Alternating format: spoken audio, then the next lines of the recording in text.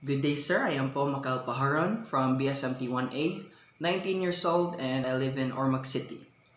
So, this is my final exam for NGEC 10. One of the current trending social, ethical, and moral issues in our time is about gender ideology.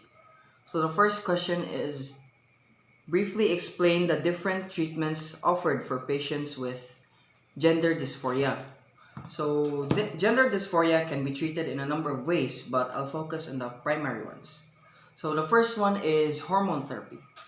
In order to foster the development of the patient's desired gender features and to inhibit the hormone linked to their assigned gender, the patient is given testosterone or estrogen.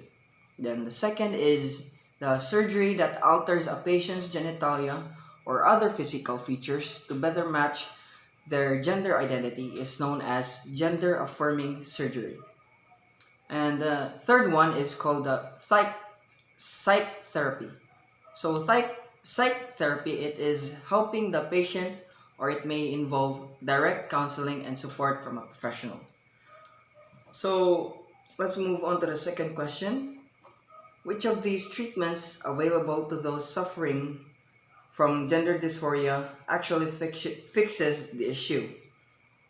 So, patients with gender dysphoria have an imbalance between their immaterial and material selves due to the fact that they only address the material self.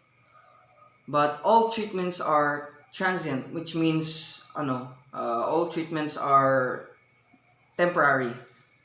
So, the only treatment is God. God is the powerful immaterial being needed to solve the patient's dilemma because the problem is with the patient's immaterial self.